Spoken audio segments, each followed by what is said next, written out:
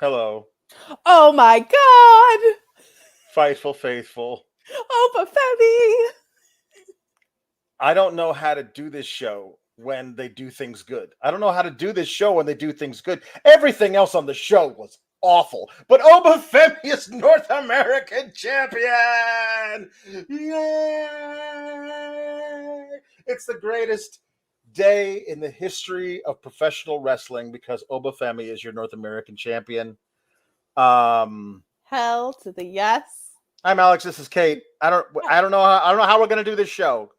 So here's the thing, okay? If you are familiar with the NXT post show, which this is for January 9th, get in your super chats, get in your humper chats, leave a thumbs up, subscribe to Fightful Select. If you are a fan of the show, or if you're one of the weird people who watches us even though you hate us, either way, you had to have grasped the concept by now that if one thing sucks, everything sucks. And therefore, oftentimes on the show, everything sucks. Meaning, if you have something good, but you opt to do one thing bad in the entire show, that means everything sucks. This is a first time, I'm going on record as saying, it is a first time where there has been something that is maybe so good that everything rules. I mean, the rest of the show was shit wall to wall, but everything rules because Obafemi is your North American and champion. as I tried to explain this to you, the baseline is everything sucks. The baseline is that the wrestling is usually competent to very good on a whole. Some matches just ain't it, and that's usually because people who aren't ready yet are being thrown on the television where they don't need to be. And But conversely, sometimes there's stuff that's great.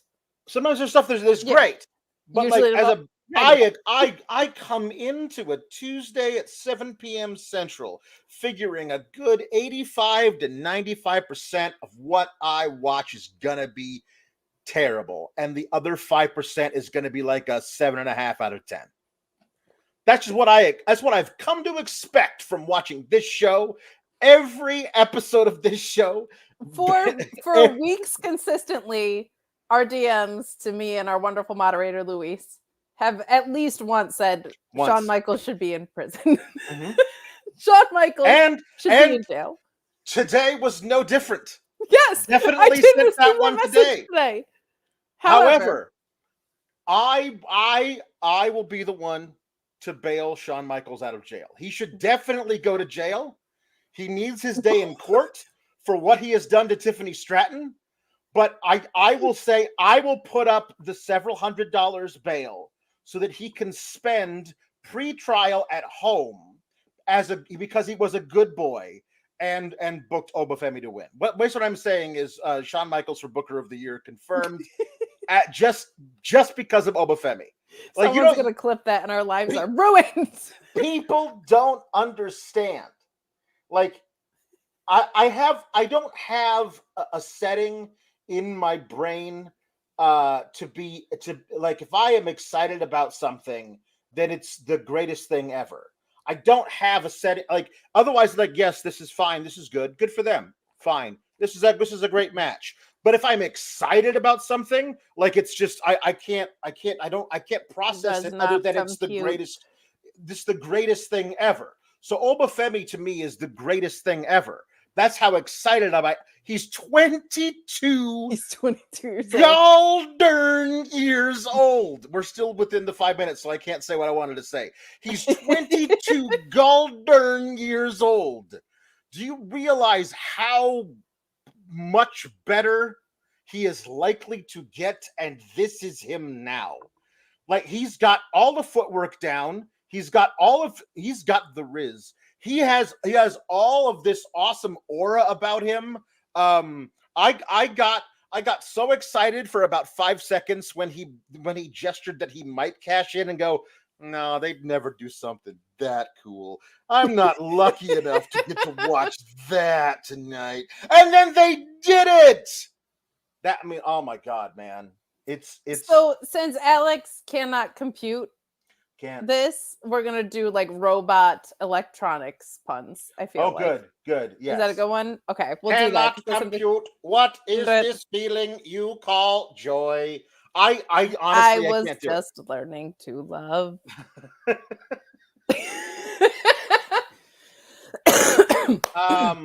We have a whole lot of other really terrible things to talk about before we get to the greatest moment in the whole wide world. We're going to talk about Gallus losing in the first round of this tournament to two guys that don't like each other. We're going to talk about the fact that the extent of the humor with the Tiffany Stratton stuff was just that she was doing horse work. There was no attempt at humor otherwise. We didn't even find out which horse was a lawyer. But to do all that, to get to all that, we're going to need your super chats and your humper chats. I kind of rushed the beginning of our show, but we did want to remind you to subscribe to Fightful Select, where there is so much contract news coming up, including New Japan. Sean broke the news that pretty much all the War Dogs are no longer under contract and in free agency. You're going to get your Mercedes Moné updates just like you're going to get your CM Punk updates. The Q&A back there is great. And, of course, you get me and Alex back there. On Mondays, we had some real silliness yesterday. And even more silliness the week before, quite frankly. Yeah, it's true. As well as pay-per-views that are not NXT related. We'll do all our alternative post shows back there. So, please, please, please subscribe to Fightful Select, like 11,000 other people. You guys are absolutely incredible. I appreciate you so much. And that's how we get paid, really. So thank you. Yeah. So I guess let's talk about everything that was bad and then talk about the thing that was great at length. So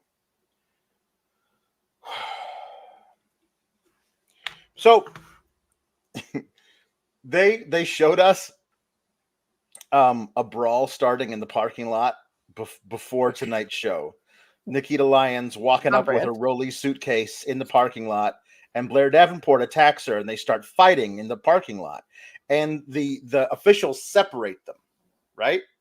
And then they're like, all right, NXT is starting. And the officials are still separating them as they're walking down to have their match, like down the ramp. But they're dressed in different clothes. So they were fighting, and the officials finally got them to separate. You go in that dressing room. You go in that dressing room. 2 hours later, they both come out of the dressing rooms and just start fighting again. It was very funny. Listen, I want to express, and I don't know how to. Listen, it's not my culture, so I don't know how to like insert myself in it. But like, listen, honestly, Nikkita Lyons losing this week of all weeks, that's got to be really tough for her. I'm not gonna go in it because again, it's not my culture. But Blair Davenport beat her. Just beat her. She was working the knee. She did her big spinny kick, and she kicked the ring post. Nikkita Lyons did, and then Blair like did a chop block to it, and then she just hit her with a knee and pinned her. Like, I mean, I don't know about you. I was expecting a mega push for Nikkita Lyons. They were in love with her when she went down with an injury. You know what I mean? Yes. Like, that's so I mean, I expected her to come back, and I expected the reason that they had her have this match with Blair after Blair already had her match with Lyra Valkyria for the title, but Blair had lost that, and now Nikkita gets her her revenge on the woman who put her out for a year. Like, and then she's off to the races. She probably gets a title match versus Lyra. She could beat her, considering how hard they were pushing her before she went down with the injury. Like, I honestly would not be surprised if she got a title match with Lyra at Vengeance Day and won. That was the trajectory she was on when she went down with an injury. So the fact that she comes back has a match where storylines would dictate that Yes. that she should get revenge on the woman who put her out for a year. You not only do you not do that, but you just have her lose clean. Like, that's clean. I'm sorry, that's clean. You have a hurt knee. You yourself kicked the ring post. Yeah. Trigger aggravating the knee, and then Blair hit you with a chop block. Is it devious a little? Is it underhanded? Sure. Is it illegal? Not in any way. And then you lost straight up to she didn't pull the tights. She didn't have her feet on the rope. She pinned you with a knee to the face in the middle of the ring. So I'm frankly very surprised that Nikkita did not win this. But I love Blair, and I wouldn't mind her getting another title match down the line. Maybe not the next one. Sure. But at this point, Lyra's reign doesn't feel fully formed to me. It feels her reign feels more about who she took the title off of, and then very much so. Nothing since, really, except for how Tatum Paxley is weirdly stalking her and is in love with her. Maybe, I'm not sure. Yeah. And, like, that feels like also the biggest storyline. tea ceremony that she didn't drink the tea yet. Listen, honestly, somebody invites you to a damn tea ceremony, you don't drink the tea. I mean, well, and you can't be caught off guard by the fact that you were expected to because it was a tea ceremony. However, I'm happy about this for a few reasons. One, I actually think Nikkita has some potential, and I think she, for the things that people really liked her for, she was not just those things, right? Like, it's not like she's bad in the ring, but oh my gosh, if you're a dork, just like know that we can ban and delete you so fast. I love this commentary said they were fighting the whole time, so they changed while they were fighting. They were like, you know what? Pause. Just hold on. I think it's just. Hold on. Can you zip me up? Thank you. My hair. I think it's just the rules of the parking lot. Like, if you enter the parking lot, you have to start fighting immediately. Yeah. And then it's like, you can go about the rest of your stuff. Right. However, Nikkita she's pretty good. I think she was overhyped. So I'm glad that they are maybe going to book her in accordance with where she is. She has some stuff that she needs to work on very clearly. Her kicks are not great. There's a lot of things that need to come along. And from an in-ring perspective, I think Blair is ahead of her in that regard. And I would like to see Blair. I like Blair Davenport quite a bit. I think she should probably be champion or a top player in a lot of ways. So I'm one of those weirdos who likes to see wins correlate with people's positions on the card. It's odd. It's so odd. It's not the point of wrestling or anything. Honestly, that is your toxic trait. Honestly. Tell me about it. So I'm glad that maybe they'll build Nikkita in accordance with not only where she is in her trajectory realistically, but like, she doesn't have the same lighten up the timeline momentum that she had when she left. And that's unfair because that sucks when injuries do that to you. But we shouldn't be surprised by it because it would make sense for Nikkita to win because of the story. They never do what makes sense with the story. So we should have seen that coming. But none of that matters, Alex, because Opa Femi is your North American champion. That's right. We should say that after every segment we talk about. None of that matters because Opa Femi is your... Just to let you guys know how in we are on Opa Femi, during the group chat, Alex and Luis were exchanging stuff about the battle royal that's coming up for the women, and I was like, Opa Femi should win it. Opa Femi should win everything. He rules. He should eliminate the field and just good. Yeah. Oh, people in the chat just being wild and out.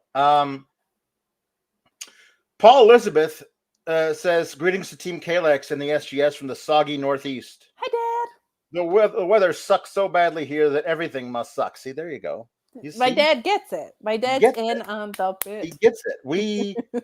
My daughter had a snow day today. They canceled school yesterday at about 6 p.m. and we woke up and there was nothing on the ground. And we're like, that happened to me when I was a kid. And then about 9 a.m. it started to dump like really wet snow. We got about 6 inches of basically just the wettest, heaviest snow. And we lived at the end of a cul-de-sac, so all of the cul-de-sac, like the snowplow, just dumped a huge thing like between our driveway and the driveway next to us is this 8-foot thing of snow. And so my daughter, of course, climbed to the top of it and was just sliding down it. Just over again. That's the best. We had, when I was growing up, speaking of Paul Elizabeth, we had what was not a hill in our backyard. It was so level that we were able to put a pool in my backyard, and that's how much it didn't take to level that hill out. But we would go sleigh riding down it, and my dad would have to build like a mound, there was like a launching hump to push us down, because when there's snow, that's just what we do. Yeah, that's what you got to do, you know. Jade Pringle says, Alex, Kate, SGS, what the hell was that? I'm afraid if I say it, it won't have been real. Christmas came late for the SGS. It's true. You don't want to speak about it out loud because maybe it didn't actually happen. You know? I don't want to say it out loud. To type and send that in is amazing. Yeah, that's good. Okay.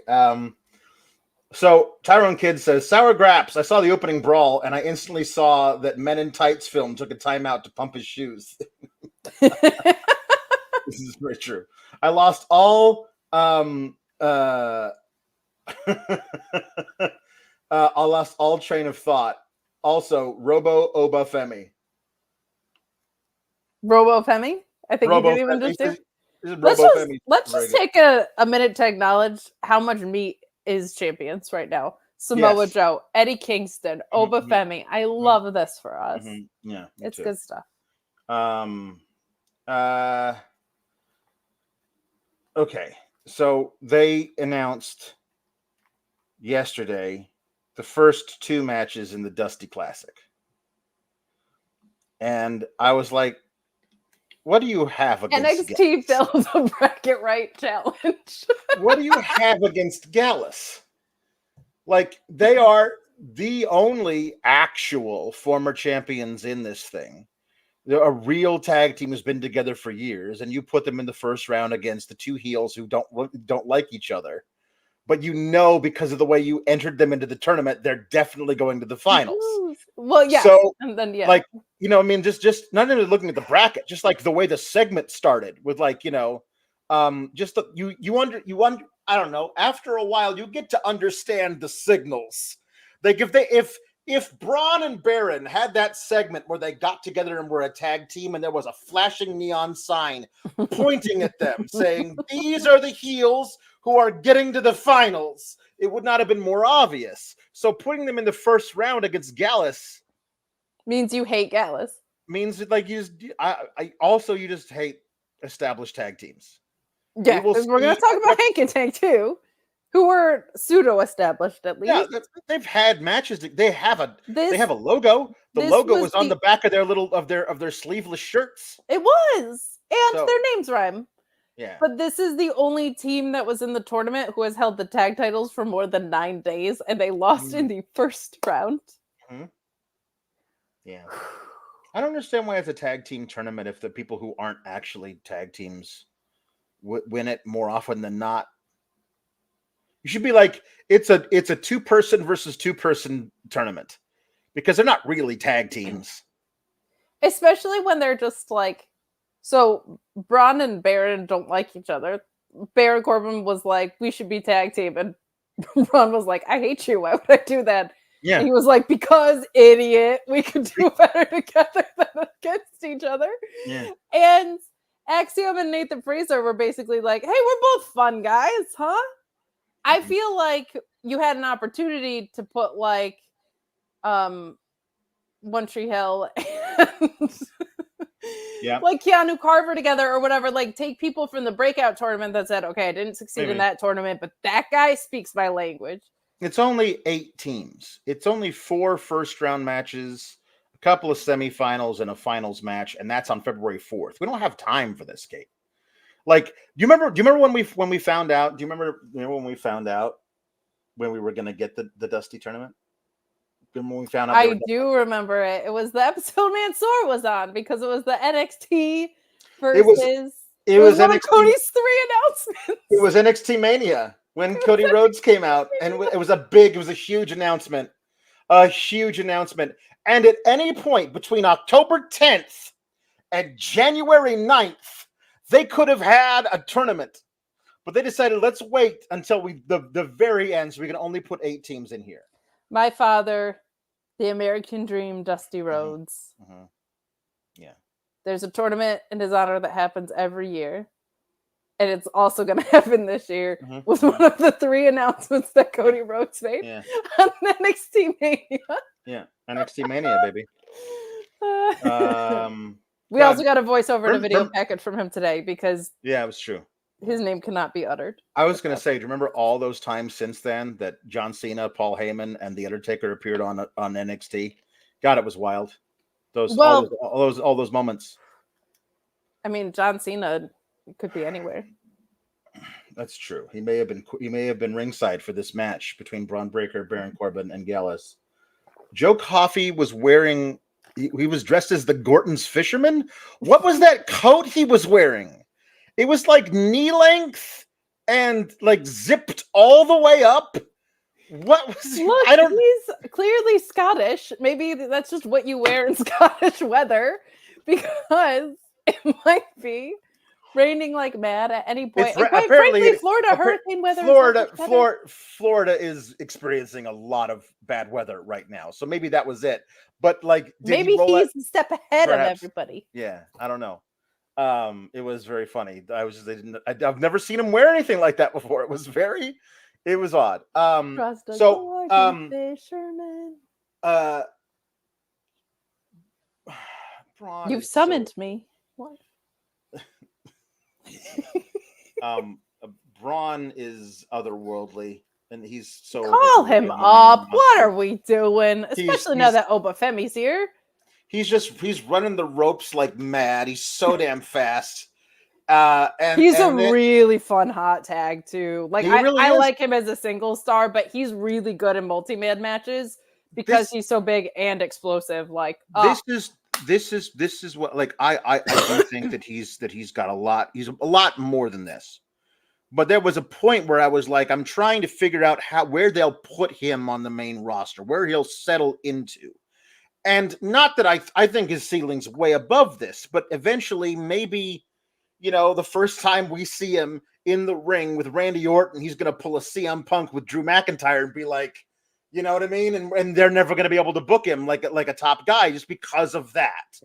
But I think I pitched a while back was, if he settles into the role of the best hot tag guy in the company, where he just comes in, runs the ropes, hits a spear, you go home. Like he also did the thing where he like put a guy into the other dude's arms, went around the back, and then suplexed them both. It's so cool. It's great. You know what I mean? I have a question for you.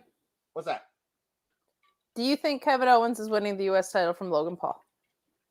God, no. What? Well, why would you think that? Because I don't like Logan Paul very much. I don't like Logan Paul either. I desperately want. Because the sincere reason is because what else do you do with Kevin Owens then going into WrestleMania is like is a concern that I have as a Kevin Owens fan. He will wind up being. Logan Paul will defend the U.S. title in an 8-man ladder match. No, you don't even think it's going to be LA Knight just winning? No. Well, he might be in it. But I think they'll. But you need the shit talking, Alex. He'll talk shit when we're all standing around like, oh, you guys are all climbing up the ladders. Well, this is the one guy's going to climb the ladder to success. Yeah, and then that's what they're going to do. Terrible. But But I think that's probably what they're going to have, and it'd be great if Bron. Listen, the problem is that Bron is getting to the finals, which post dates the Rumble. The finals on February 4th, so he's not in the Rumble this year, or if he is, he's not getting called up for several weeks afterwards, which feels weird. He and Baron Corbin are absolutely making it to the finals against Chase U, where they will lose to Chase U, and Chase U will then get out of debt. Correct. And they will have a feud to end all feuds, Baron Corbin and Bron Breakker. The reason I asked is because I feel like Bron Breakker coming up and winning the U.S. title from an open challenge Kevin Owens would have been a really, really cool story that you could have. But they're not going to do it. But Alex, you know what I've always said? What's that? With this Baron Corbin fella? I think that the Deep Six is cooler than the End of Days. You said that. I have said that. But you know what? Some people, their Deep Six doesn't go so deep, Alex. They might be working with a shallow 2. With like a shallow 2 doesn't work right. It doesn't have the same impact that maybe Baron Corbin does. Unintentionally putting over Baron Corbin a lot in this, but the point is sometimes people need a little assistance with their 6. Okay? Yeah. Sometimes they need a little help. Yeah. Is your sex life stuck in developmental? Well, get ready for a call up with BlueChew.com and the code FIGHTFUL. Same active ingredients as Viagra and Cialis, but how about this? No awkward in-person visits, no trips to the pharmacy. It's shipped straight to your door in a discreet package. But let me tell you, your package is not going to be discreet when you use Blue Chew, and the code FIGHTFUL helps give you that confidence, that performance to take you straight to the main event, if you know what I'm saying. When approved online by one of our physicians, it just arrives straight to your door. You're not going to have people nosing around with what you're doing. And right now, you get your first shipment free when you use the code FIGHTFUL. Go straight to the top, if you know what I mean. Memorable performance, high spot, whatever other innuendos you can think of. BlueChew.com and the code FIGHTFUL. I saw you pull up Luis's just, oh my God. Chat. Meet Norma celebrating the fact that he was the 69th like. Nice. Very nice. Did you notice that the most prominent number displayed on the singlet of Bron Breakker? He was wearing his old said.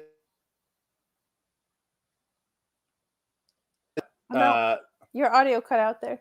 Oh no! I was gonna say it's not the one where like the singlet that says meaner than evil, badass, or meaner than evil, or it's got a dog on the crotch or whatever. No, it's signer numbers. It's signer numbers, and on the back it said it's big 69 right above his butt. He should only wear that as a face. He should. But so Baron tags in. Baron gets to hit the End of Days while Bron runs interference and hits and they nuzzle foreheads afterwards. They're best friends now. So like the whole thing of like, how will they ever be able to coexist right now? They're coexisting right now. They figured it out in the most animalistic of ways. Yeah, they have locked horns.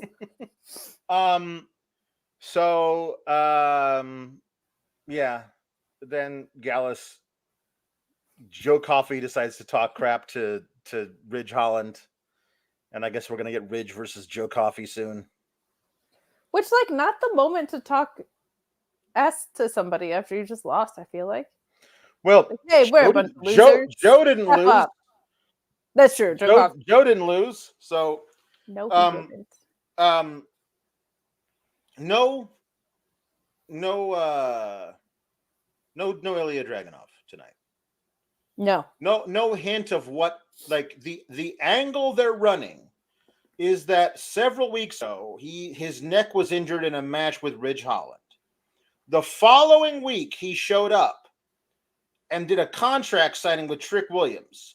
And the following week after that, which was last week, he was due to have a match with Trick Williams. for the title. But last week he wasn't on the show. They said he was behind some closed door being told that he wasn't allowed to wrestle. This week he wasn't at the building.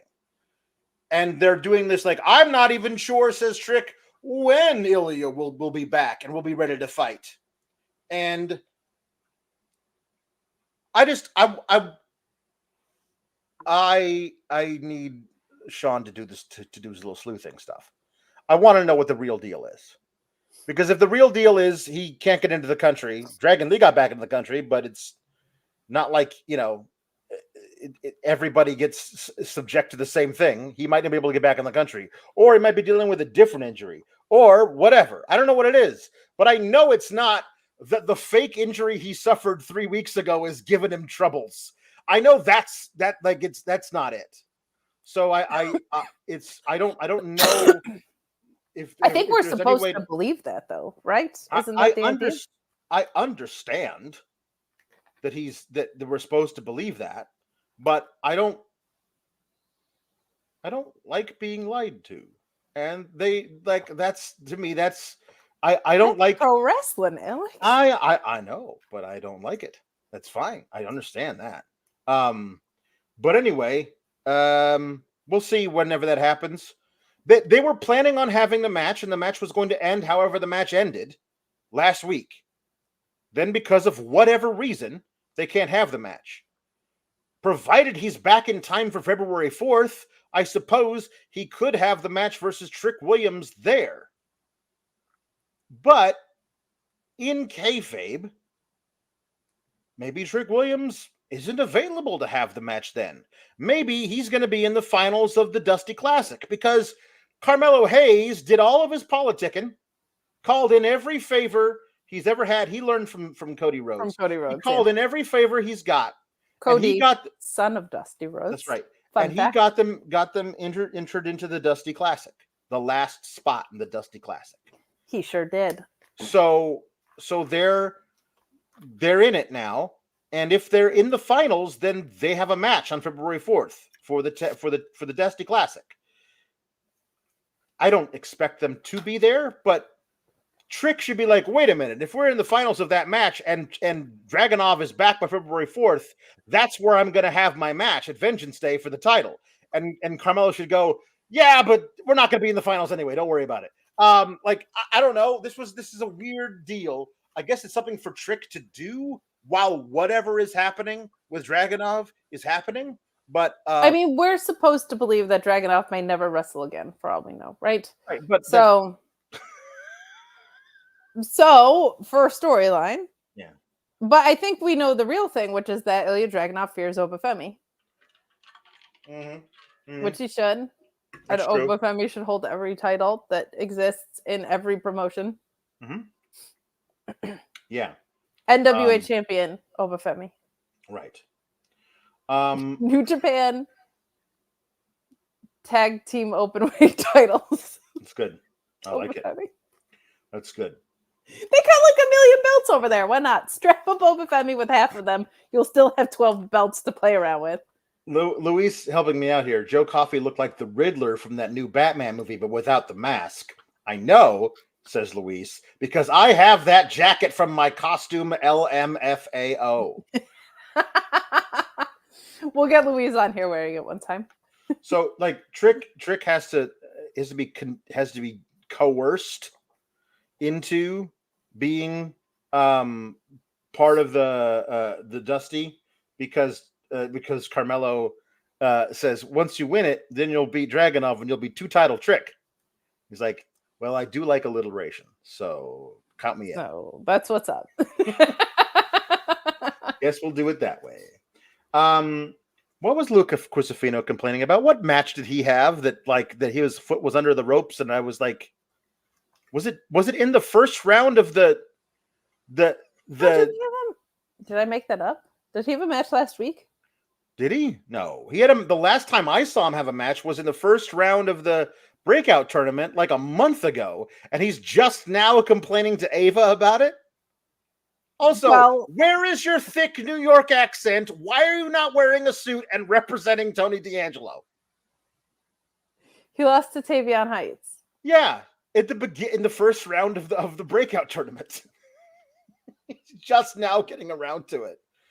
Okay. Well, nobody knew who was an authority figure because Ava Rain is just true. apparently That's one. true. Yeah, no, it's just the most obvious thing in the whole wide world to pair him with the family. Yeah. And by the way, she'll always be Big Ange. They can She's say whatever they want. To me.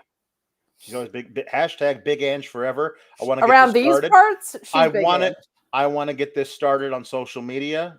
Please use the hashtag Big Ange, ANGE forever. Yes. Capitalize each word. Hashtag Big Ange forever, and use that with all of your postings on all of your socials media. And I think we'll get it. We'll get it to the desk of Ava, who could then get it to the desk of Shawn Michaels to change it back, because I'm not here for Adriana Rizzo. I am here for Big Ange. We stand Big Ange. We do stand. I stand Big these Ange. Parts?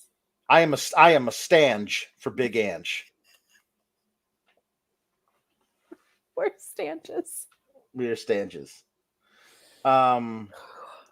Dragon Lee shows up and says, "Hey Ava, I'm really sorry I couldn't make it last week, but all my visa issues are taken care of. I'm in the clear. I'm here."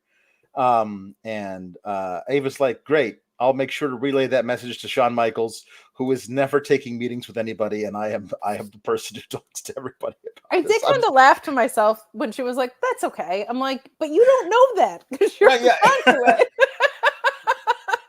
I was like, "You don't get to say that's okay. You get to say I'll run it by the boss." Yeah. Kind of one of the best parts of being a conduit, actually. Yeah. It's like you don't have to. But anyway, then in walks Lexus King with a little contract he made up himself to answer to do an open challenge that he hasn't made yet. Since you're back, I'm assuming the open challenges are still good. Great, because I made this contract. I am accepting your open challenge that you have not yet issued, that I am telling you you're issuing. Yeah.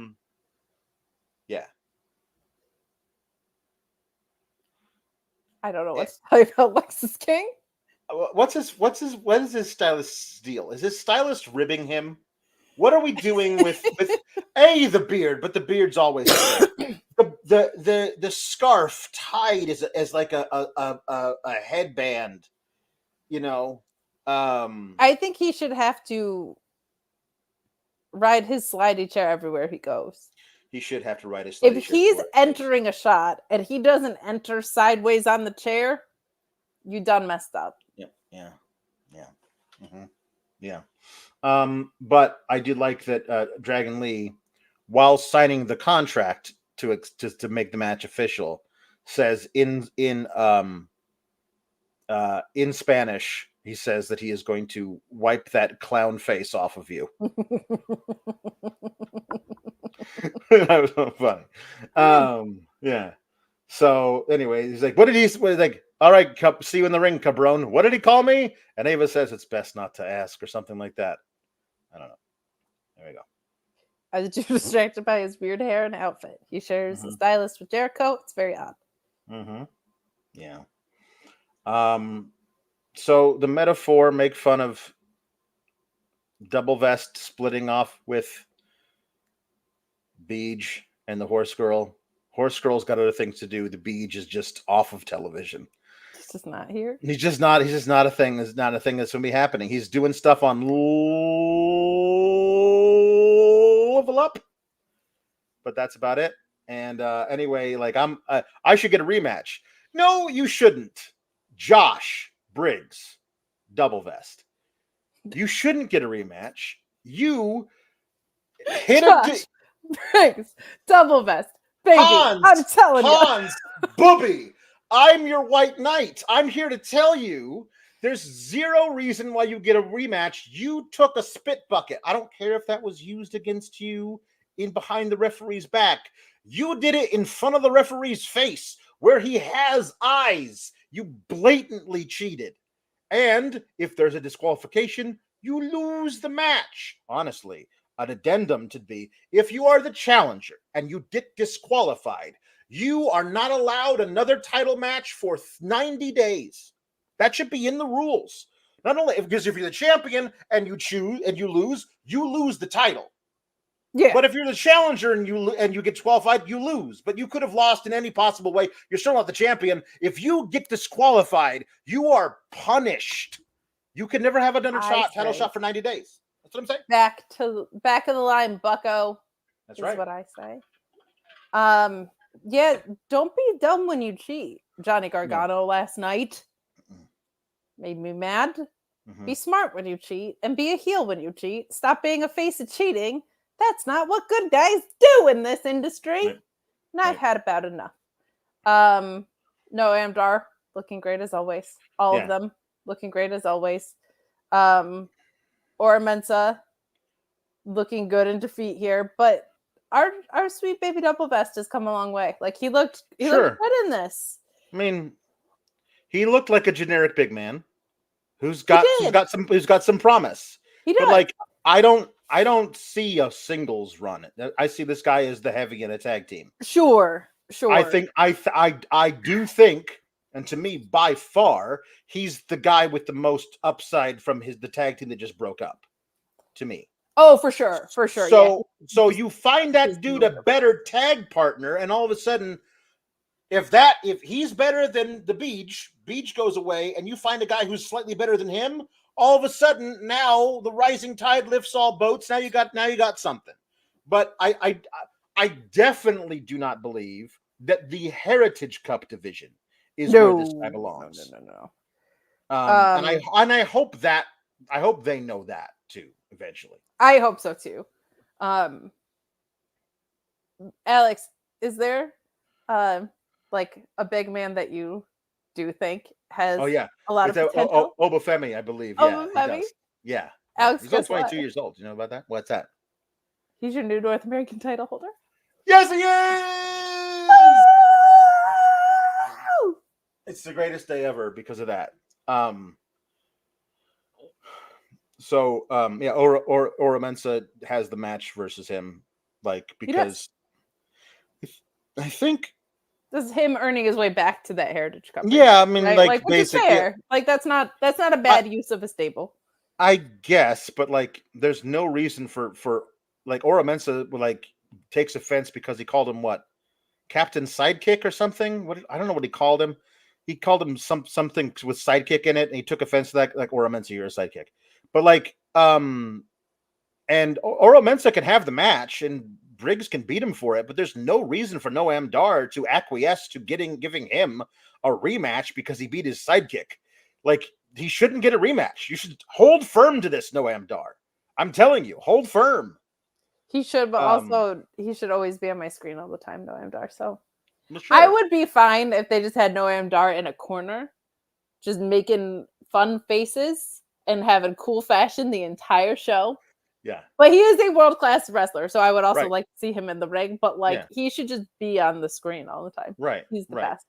Yeah. But I wanted to split with Orion Ben. I missed Oba winning the North American title. Dear God, I hate everything. No, see, what's good about this though is that everything sucks because he missed it. So yeah, well, there you go. Good for him. So we're in our usual form. Hey, should we dig into some old robot tweets? Robot and technical tweets. Puns. We are doing puns now. This is the leader on the board for many reasons. Second Lieutenant Colonel photo. Tony Decepticon.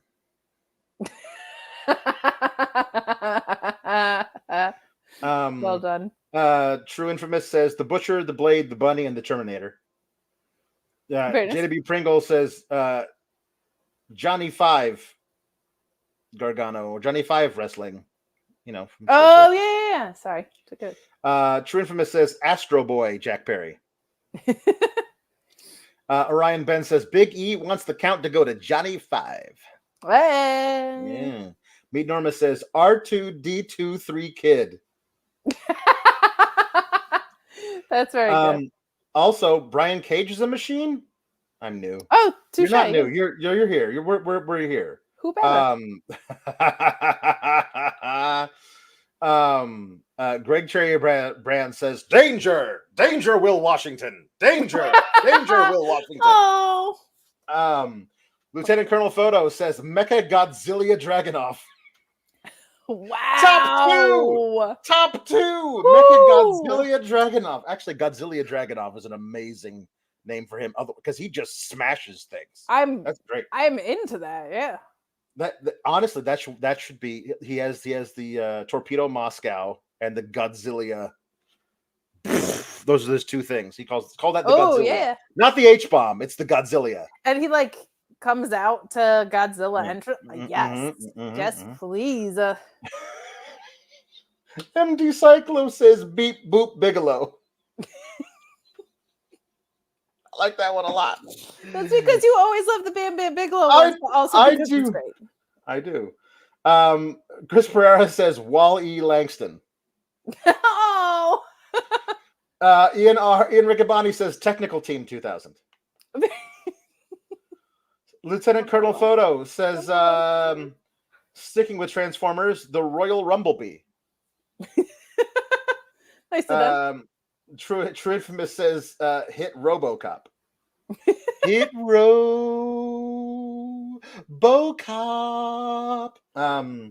Lieutenant Turtle Photo says Ultron Killings. Yep. Good. Yep. Oh, very good. From Shout out to Tom and Nick Mysterio. Mm-hmm. T-Electric Mayhem. Binary Bel Air. That's very good. That's very good. It's very good. Well done. Tom Lavallee also says has an Ultron one, but his is Ultron Simmons. Damn. And Androide El Idolo.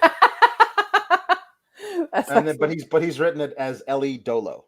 So of course, he's written it as the Kevin Kelly pronunciation. Yeah. Orion Ben says Optimus Primetime Elix Springer. Jimmy Pringle says CM Cyberpunk. Very nice. And Darth Big Van Vader. Well played. T-Electric Mayhem says ones and zeros instead of aces and eights. I'll take it. That's good. Chris Pereira says Bumblebee Brian Blair. Bumblebee Brian Blair. Nicely done. Okay. Ian R says Solenoid Sokoa. Solenoid. I think Solenoid's a kind of robot from some kind of science fiction I'll take movie. it. It sounds it. It works. It works for me. Louisville says Funzo Amore.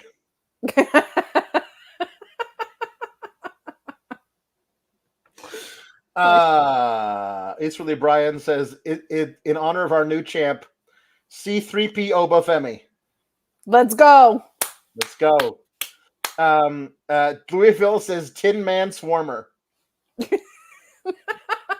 Tin Man Swarmer. I like it. JW Pringle says Optimus Primetime Players. Very good. Very good.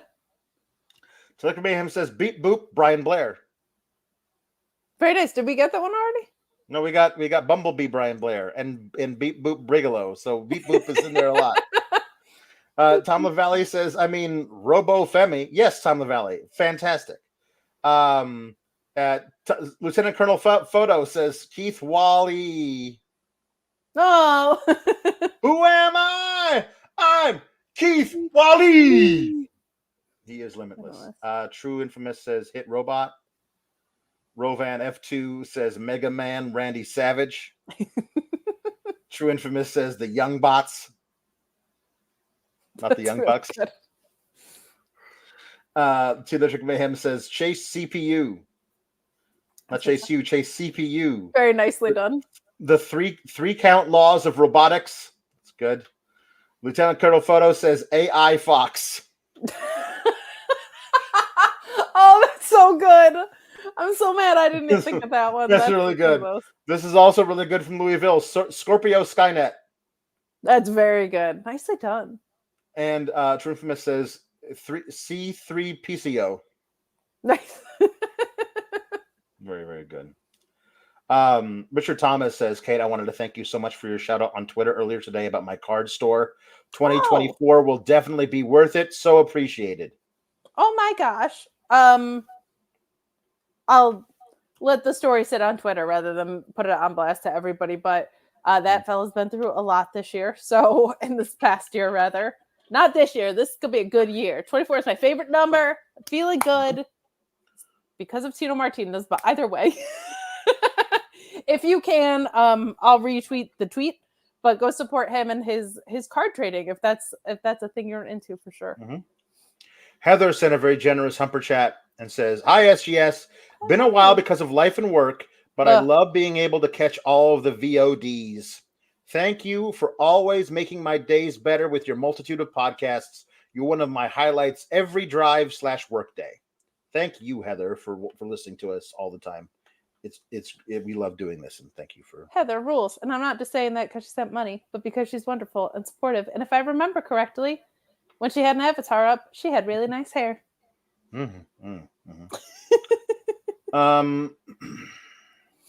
So I'm saving the worst thing before the best thing, so we'll get to that later. Tony D'Angelo and Channing Stack Lorenzo. Yep. There we go. Channing Stacks Lorenzo and Tony D'Angelo with, it says here, a different name, but I don't know who that is. So I'm going to just say with Big Ange. Obviously. Was at ringside to defeat OTM out the mud. Correct.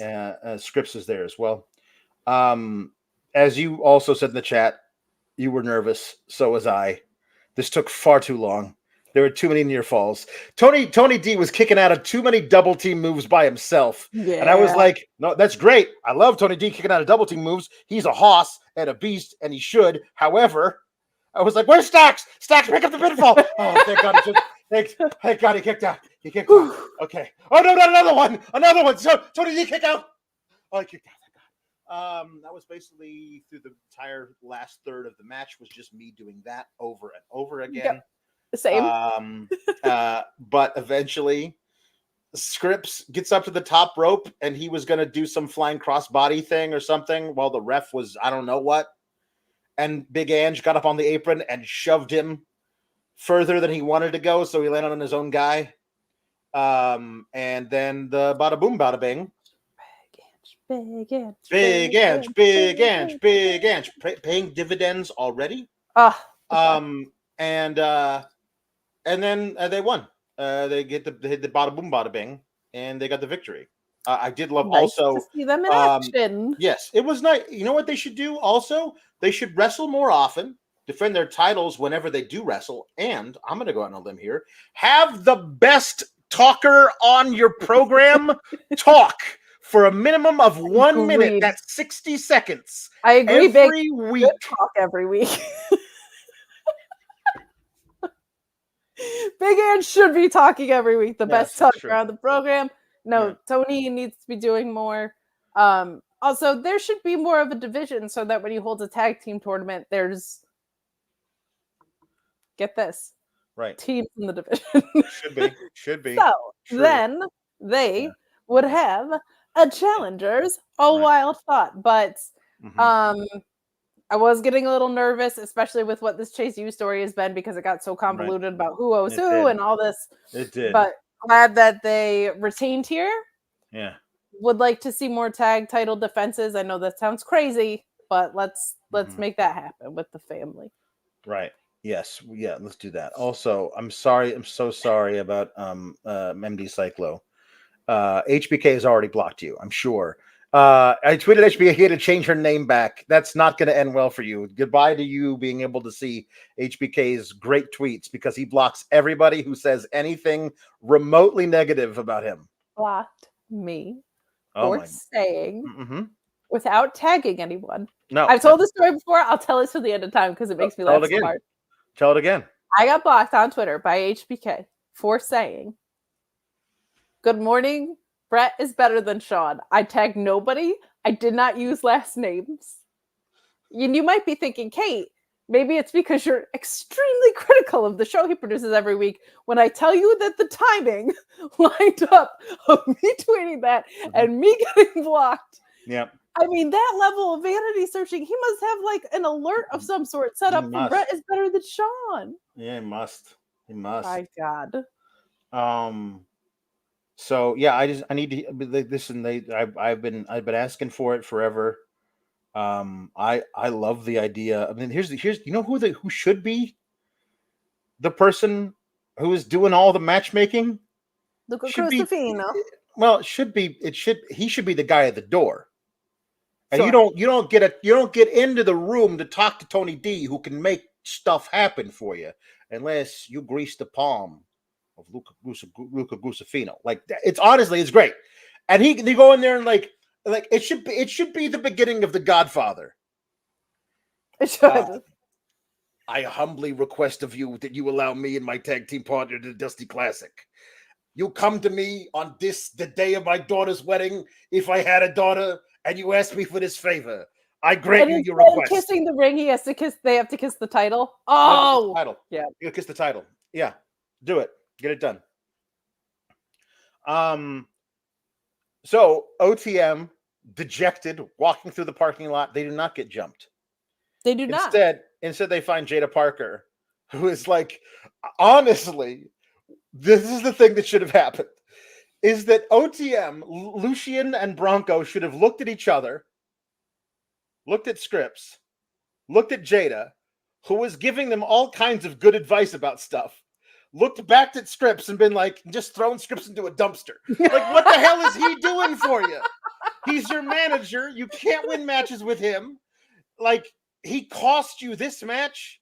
Jada's like, allow me to join you. I will take care of, she does not say this, but I will say it, Big Ange. And then you have a shot at this. Honestly, this scares me because I do believe that the next step here is for them to actually be able to counteract Big Ange, and then they actually win the titles. But Alex, let me calm your fears, because nobody in the history of human beings that's true counteracts a Big Ange. Yeah, I actually like Jada Parker. As do I. She made the most. I thought in the segment. She did, and I liked her in the match she had in the breakout tournament. We haven't seen her since. Correct. So I like her being like, I'm going to do this. So let's. I'm going to be a part of your thing, and we're like, yeah, I guess so. Like, none of them had any objections to it whatsoever. Like, it wasn't like SCRYPTS was like, I don't know, boys, can we trust her? Like, all of them were like, yes, you could be a part of our gang. And yeah, I don't know what SCRYPTS adds to it.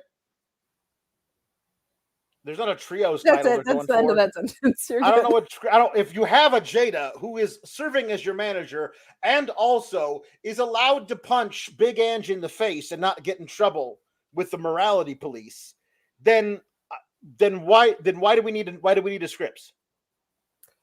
I don't know. We've seen so many different versions of SCRYPTS. Right, it's true. And I just wish maybe there was one that we never let go of. And I think there was a lot of potential in Jesse SCRYPTS that we could have capitalized on, but obviously that era is over now.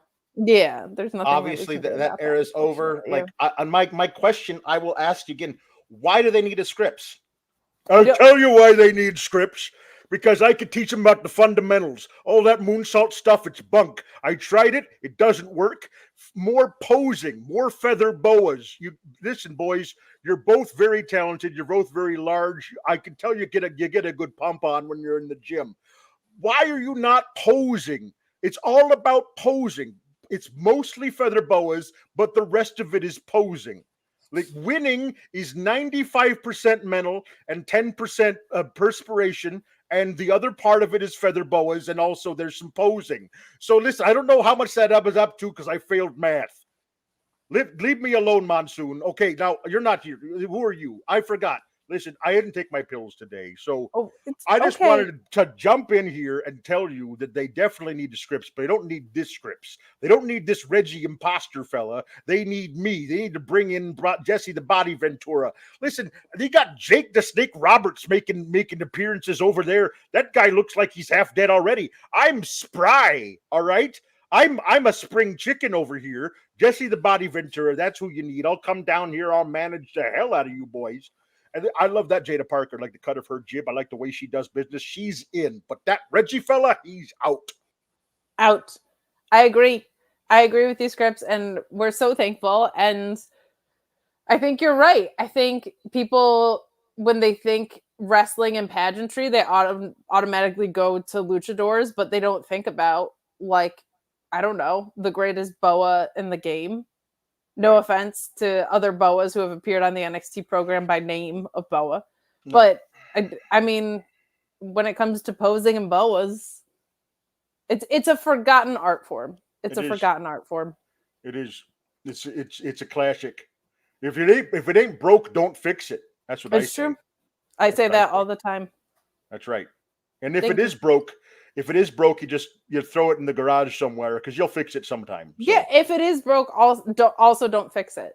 Right. Stop fixing things. Stop fixing things. Keep them if they're not broken, or throw them out. Right. That's it. Okay. All right.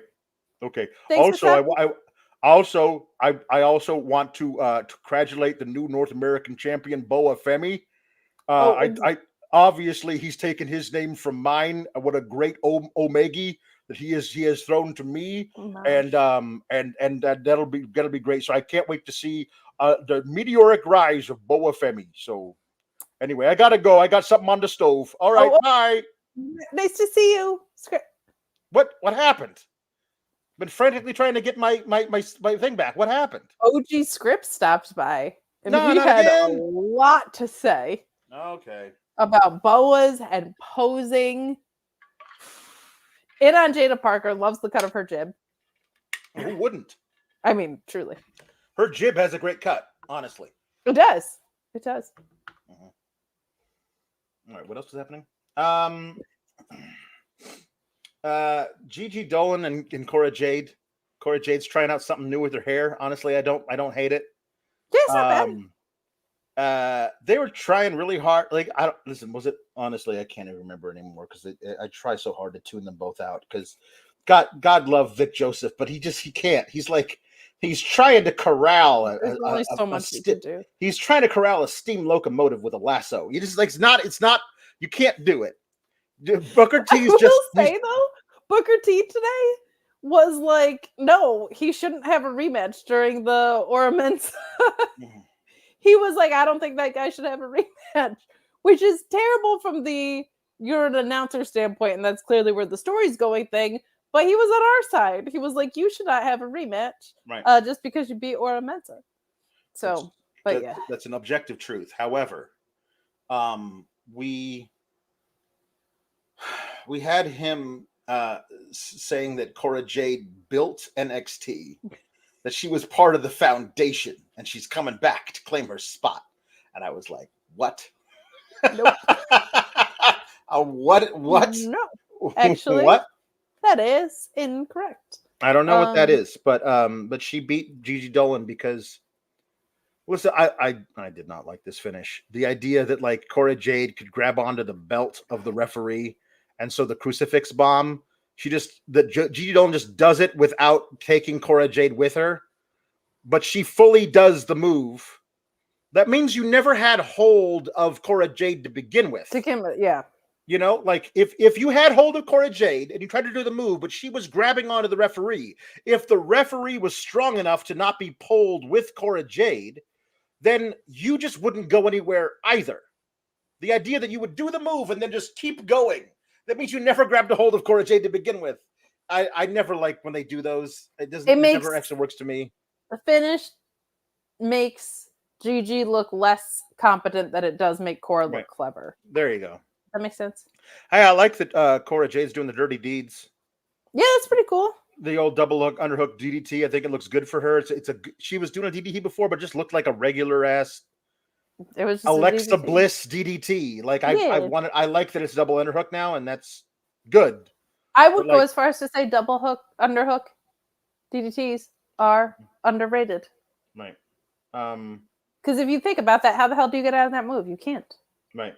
It was not listed here, but Lyra Valkyria had a segment where she came out and said, Blair Davenport pushed me to limit, but the only question, and I don't doubt that she's going to come after this title. Wherever this title goes, she won't be far behind. However, who am I going to face at Vengeance Day? Well, I talked to Ava Raine, and she just, you don't listen. I understand for some reason we're not allowed to see Shawn Michaels on screen. But you don't have to say you talked to Ava. You could say I talked to Shawn Michaels, because that's the guy I think who still actually makes the matches. So you could say I talked to Shawn Michaels, and we decided we're going to have a number one contenders battle royal next week, and the battle royal will feature all of these women, and the final four that are still left in the battle royal. Then it becomes a fatal four-way. I wanted to be a fatal four-way elimination match, but whatever. Fatal four-way is fine. So I like those words in Lyra's mouth, because you were paraphrasing her up to this point, and then you just threw a little Alex spin in there. I wanted to be a fatal four-way. It should be. But honestly, I looked at that field, and hold on, I'm going to bring it up on my phone because I saved the picture, and I was actually pleasantly surprised by how many people I think could possibly be in that final four. Because is the benefit of them having a lot of screen time, I will say, even though the stories aren't great, when you do have a lot of screen time, inevitably somebody wins those matches. So that is helpful. But Alex, while you're looking that up, I'm going to tell people about where. Well, I'm not going to. Sean's really going to tell people. Okay. Yeah. But he's going to tell people about where you might be able to find odds on such type things. And I'll tell you what, they would be online, my friend. BetOnline.ag is the official betting partner of Fightful. 100% of the time when you get the odds from Fightful, they are coming from BetOnline.ag. And it's not just wrestling, it's not just MMA and boxing. It's football, it's basketball, baseball, hockey. They have the earliest lines. You can bet big with the high limits and rebet functionality. They have the fastest payouts with winnings paid in minutes and the industry's best bonuses on every qualifying deposit. They've been trusted for 25 plus years. It's not some fly-by-night company. BetOnline AG has been there. They've done that. In addition, they're trusted by millions. They've got VIP rewards programs and a ton of popular games. BetOnline.ag, that's where I go to make my bets. That's where I suggest you go to, my friends. Please just bet what you can and bet responsibly. They have made a major investment in us. So whether you're a betting gal or fella or not, please let them know you found out about them through us. That goes a long way in helping us here at Fightful. And while we're taking this brief ad break, I will remind you to subscribe to FightfulSelect.com. The awards voting has just closed for the 2023 Fightful Awards. Very, very excited about those. Tons and tons of scoops. 2024 is an insane contract news year. So if you guys love that kind of stuff, you've got a lot more of it coming down the pike with some major names: Seth Rollins, Becky Lynch, Drew McIntyre, plenty of people that are going to be in bidding wars. It's not all just MJF and kayfabe out there, people. So stay tuned to FightfulSelect.com. Also, more of this. You like what you see here? Yeah. Whether you do or not. We're going to be on Fightful Select doing alternative faux shows for what's on the main channel every Monday and for pay-per-views that are not NXT. So subscribe like 11,000 other people. Right. But let's talk about this field. Please do. I'll talk about the field in a second because I want to finish out this, because the field was announced after this segment. Lola Vice comes out with Elektra Lopez. And this is going to come off, I don't want to come off like mean. I do not think that people are doing their talent the proper service. Joe O'Toole says, "Did you notice that Lyra never turned her lower body toward Lola, just twisted to look, feet still planted, weird and awkward?" Yes, this is something. And again, I spent like 3 years when I was in grad school teaching 18-year-olds who weren't. This was a survey course. You could take pass, no pass, fail, where you could do an acting course, and it would fulfill a survey requirement for these freshmen, right? And so many of them in a scene would just stand there with their hips forward and then talk over here to the person next to them. And it was sometimes it was like pulling teeth to be like, no, you could turn your whole body toward them. Yeah, your like, legs are not in cement bricks.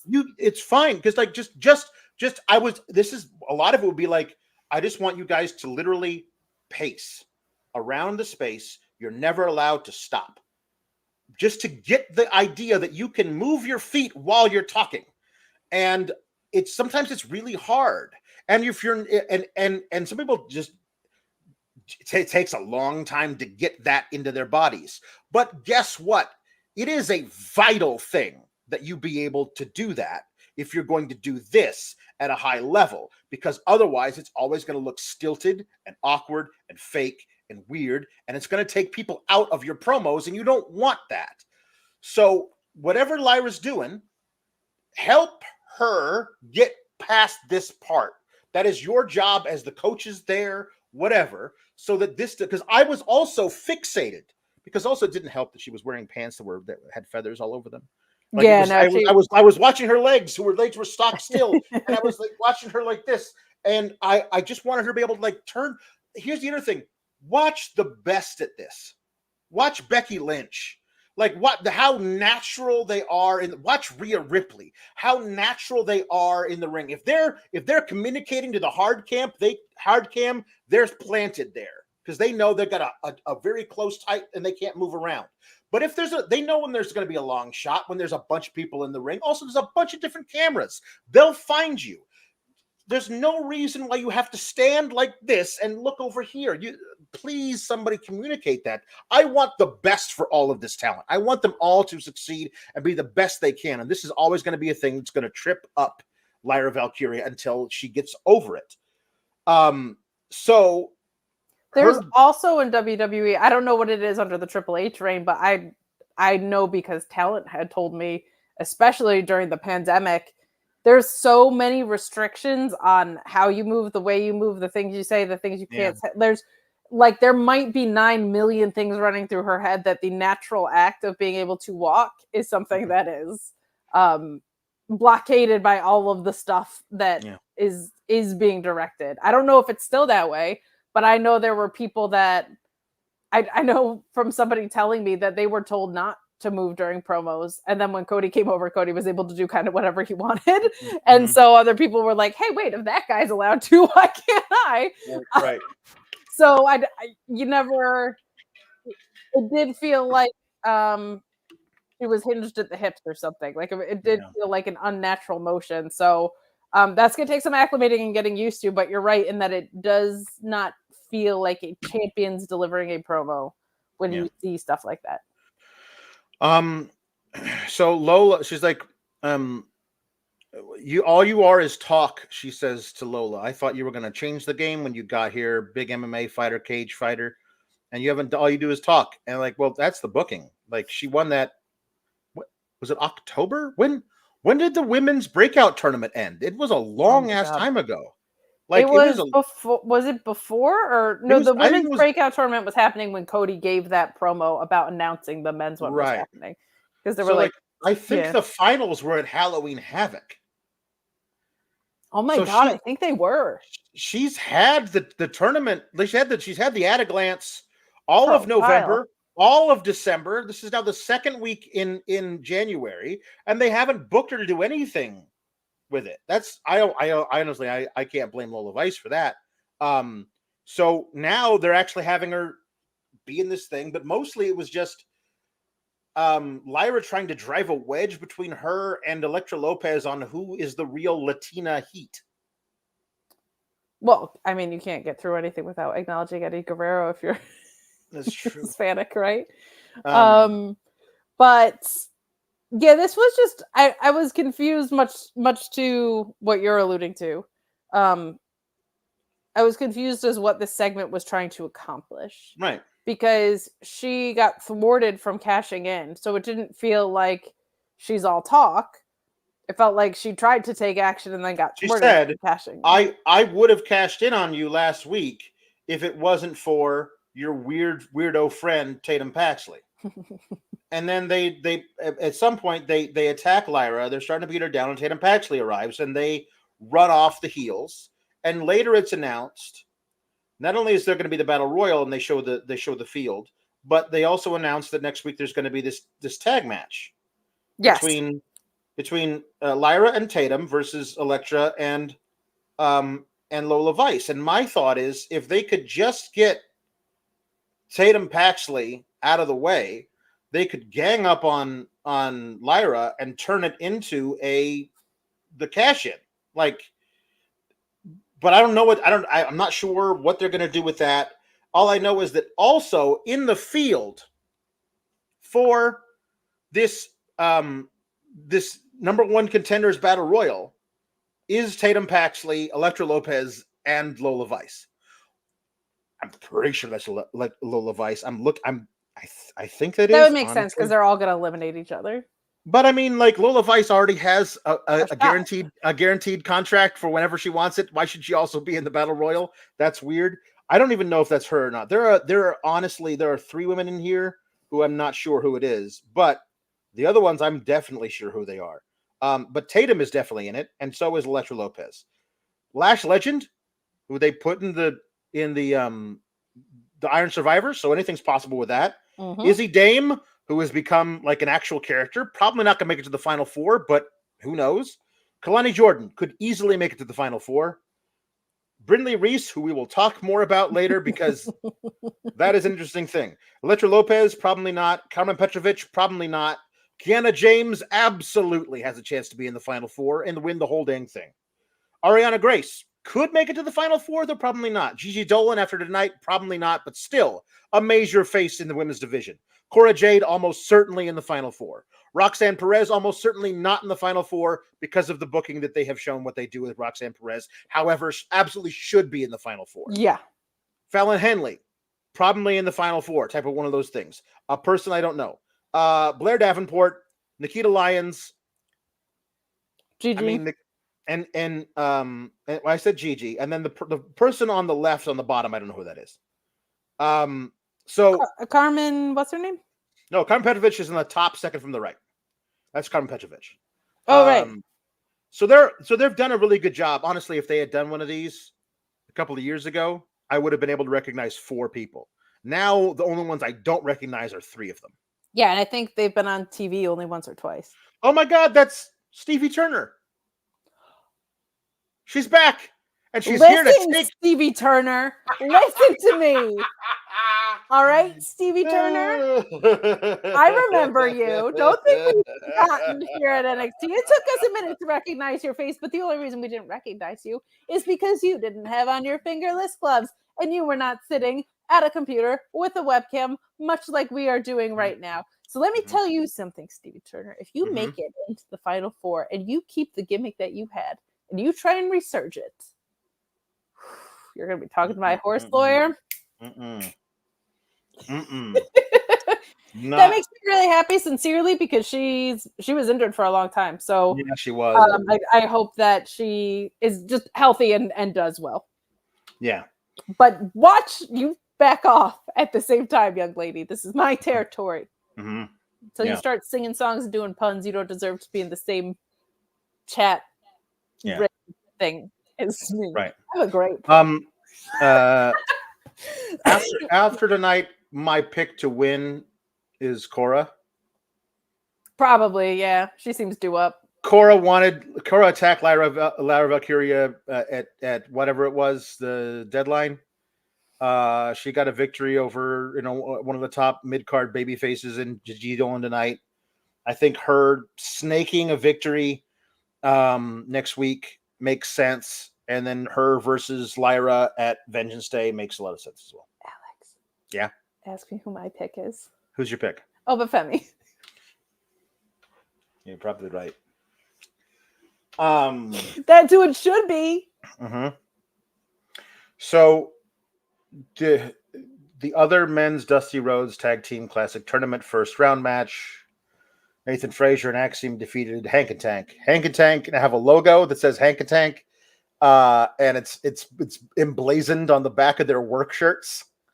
They also have two high jorts that are a little too tight on the thigh and matching work boots. They are heavy machinery, but a little less fat. But don't remember them is what they are. He came a long way from having the same outfit every single day to now having his own branded clothes. Good for him. Good for him. We love that for Hank. He's got his own fashion line. He does. I appreciate that for him. But they are a tag team, which means it's impossible for them to win the Dusty. Clearly, they were going to lose here. I also think it is funny that they, and honestly, it kind of makes sense.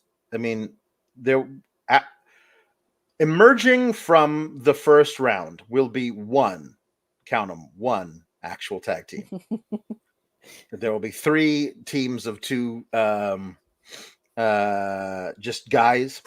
But Nathan Frazer and Axiom, honestly, I don't know. They don't do the weird hybrid of your entrances. Yeah, especially in a tournament. Set up the weird strobe camera that makes everything, like when you're moving, look extra fast, even though it's slowing it down in a weird way, whatever that is. Don't stop and just do jumping jacks. That looks weird. Set the camera up for where Nathan Frazer sprints past the camera to go to the ring, right? And have one of them go, and then the next one go. That would look so cool. Look like there's like 2 guys who were the Flash that run past the camera. That would wait. What do they do? I love your face when you do the run. It's so determined. Okay. So yeah, I like Nathan Frazer and Axiom. They did have matchy-match gear, which makes me hopeful that maybe they're going to like be a sustained tag team. That might be cool. That might be cool. I'm not mad about it. But they have already lost their second round match versus Baron Corbin and Bron, because Baron Corbin and Bron have to be the heels who almost thwart our heroes, Chase U. Which means you guys know what your Blue Chew segue is going to look like for the next 3 weeks. But yeah, so anyway, there was a weird backstage thing where JC Jane's trying to show all the girls in Chase U. Okay, this was an NXT Anonymous thing? How big is this? I am a student at this school and I've got the financial picture locked up. It's a weird 8 a thing. 8 women at this school. It's not like 1/4 of a sorority. It's all the women at the school, and they're all in one particular very small. Gather around, for I have news. It's like, but they do say that attendance is very low, like that enrollment is down. So they at least sort of half justified it. But I just don't understand why a student at the school is now in charge of the responsibilities of the board of this fake university that's being investigated. Why is JC Jane in charge? She was a student, not an administrator. Seems bad. It's Maddie Renkowski. It's her first appearance in NXT. So I love that for her. She was a standout on the indies for a long time. She's great. We'll see what they do with her. Honestly, it would not make me surprised at all if the field for the Battle Royal was just bolstered by a bunch of these girls they have backstage who get eliminated in the first 2 minutes. Yeah, that would not be surprised. Like if Blair Davenport, like 4 people to eliminate or something, like not a bad call. Yeah. Me Norma says, remember Heavy Machinery? Oh, yeah. I do. So backstage, Malik Blade and Anderson O'Fay talking about how they're going to beat Carmelo and Trick, and I'm like, where do you get this confidence from? And then Brindley Reese runs in, and I honestly, if Malik Blade had not been like, Brindley Reese, how are you doing? I honestly would have no idea who this was. But her gimmick appears to be Thea Hale's older sister. Yeah. Who is not high on Fitness. cocaine. She is high on pre-workout. Like, she is coasting on all kinds of uppers to get through her workout. She is high energy. Let's just say that. And honestly, looks like she could be Thea Hale's older sister. Just make them Just do it. Why not? Make them the Hale sisters. Why not? Brindley and Thea. It works. Alex. Yes. You know who I bet takes pre-workout? Because Obafemi. yeah, because he's like, he obviously hits the weights because he's always chucking couches and dudes. It's awesome. Yeah. So but she's like, if you stick with me, she's got little one of those little pre-workout shaker bottle thing. And she says, if you stick with me, you'll have abs in no time. And they were like, flink, and they're like they're like, I already have 100 abs. I gotta see me? They're like, okay, great. Well, awesome. You don't need me. But anyway, I'll go find somebody else to do the thing, and we'll see how. Listen, personal trainer, who is also a professional wrestler, is getting warmer. At least she's not it's also Tony Nese's pageant. Entire gimmick on ROH. Is it? I don't know. They seem to have abandoned it, but he was literally doing group training sessions with the audience. I like what Heather said in the chat, that she's just a pyramid schemer.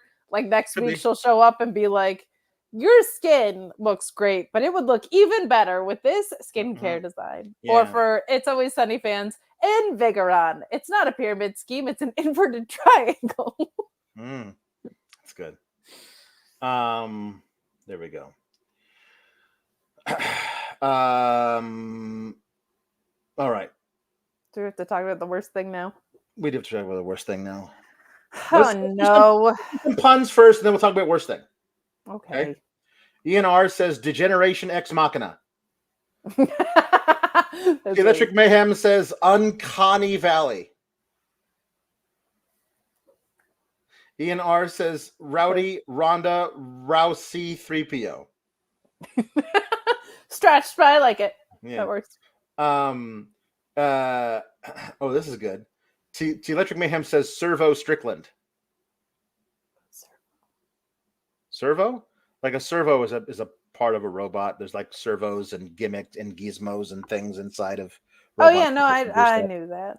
I was servos. You. Yeah. Okay, cool. I servo when I drive. Yeah, I servo when I drive.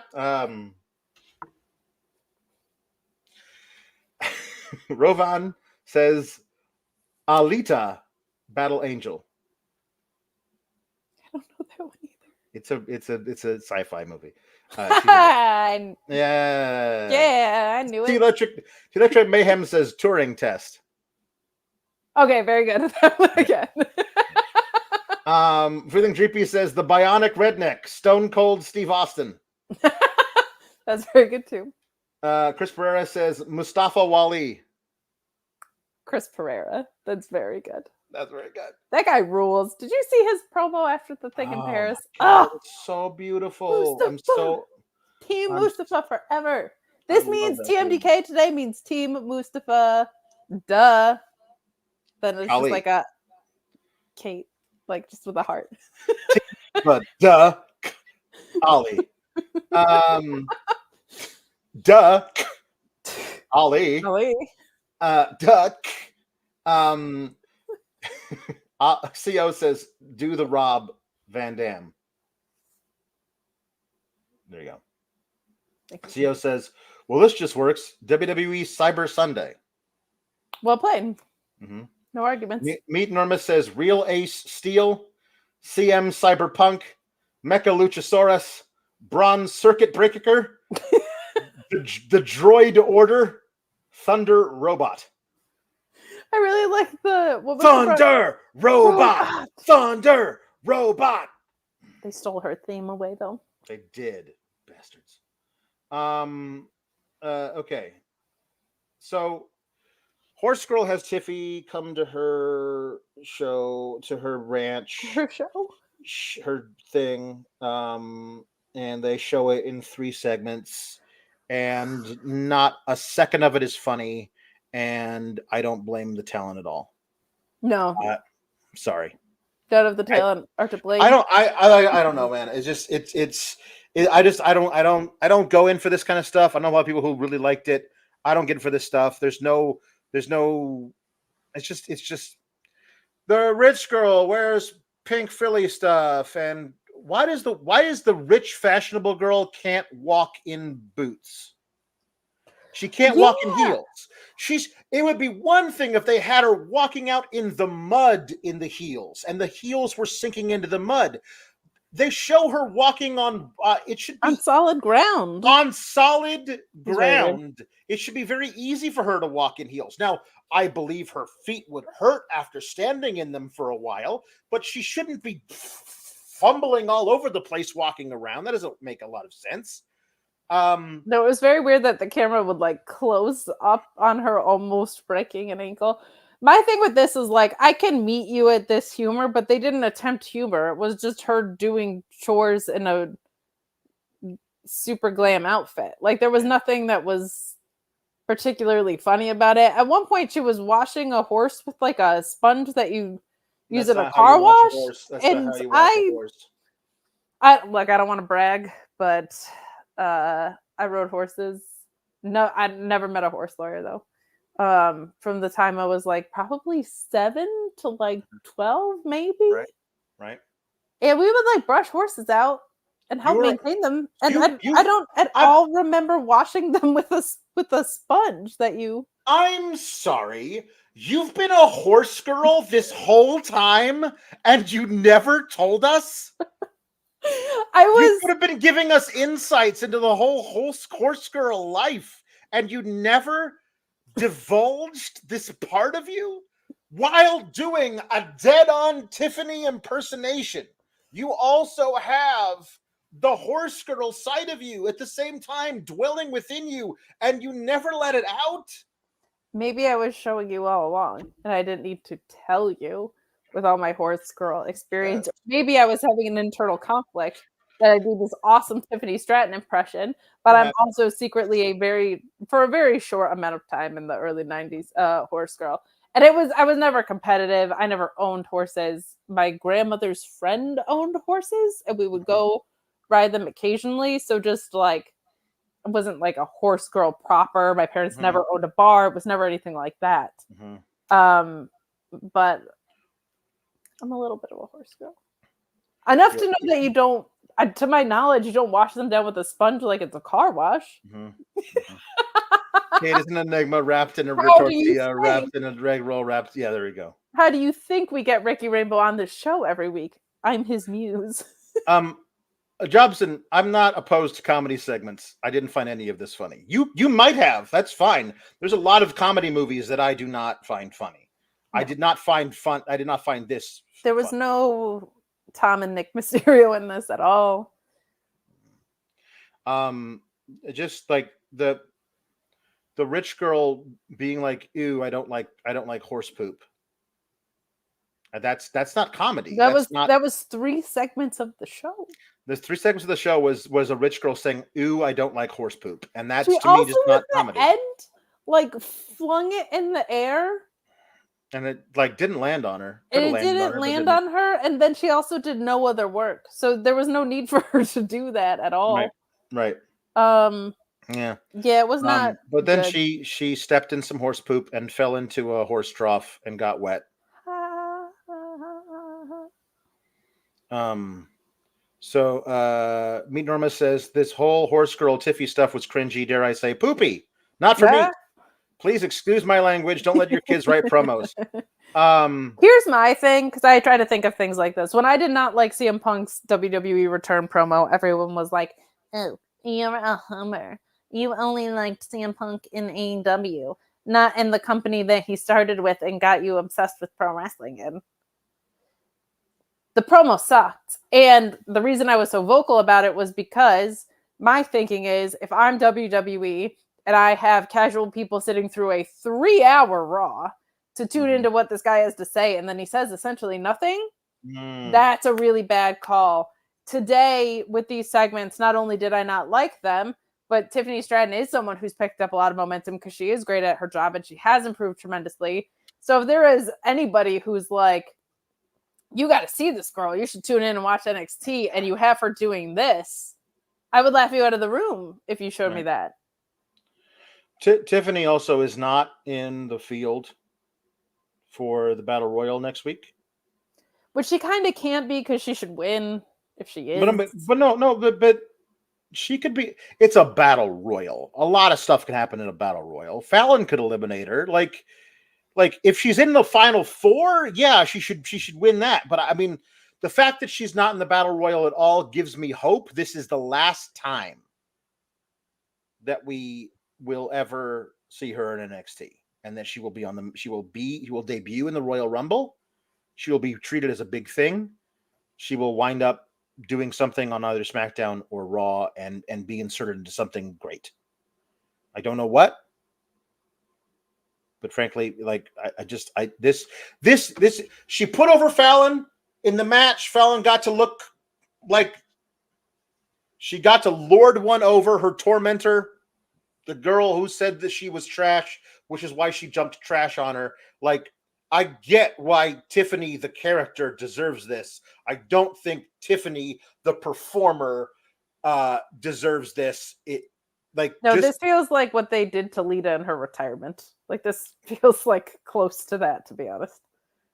Considering what they did to her title reign, she deserves better. Tiffany Stratton, the performer, deserves better. I hope better comes on the main roster and not trying to claw your way back up from this on this show, because that would be difficult. Yeah, that would be gross. Yeah. And this, I thought a second, Ramo, that this might lead to them teaming, but not the way it ended. Not that we're like, I hate you and I hate your ass face. I can't believe anyone would choose to live like this. Whoa, I fell in some water and everyone laughs at me. No, I don't feel like that's the thing that you're going to do that. So no. It should be Tiffany and Roxanne, but they have no time to build to that. Yeah. So okay, but Obafemi is the North American champion. Oh my god. Yes, he is. We had to suffer through Alexis King match to get there, but it's okay. He can't hurt us anymore. Dragon Lee beat Alexis. Dragon Lee either. No, he can't. Dragon Lee versus Alexis King was Dragon Lee, and I saw like, listen, but we got through it. We got through it. It's fine. It's over. Dragon Lee won. And I was so concerned Alexis King was going to ruin this next thing that happened, because it would be like just like him to like take offense to this. Like typical Lexus. Obafemi was being interviewed backstage, and Lexus is like, "Hey, I decided to insult you, and I'm the best.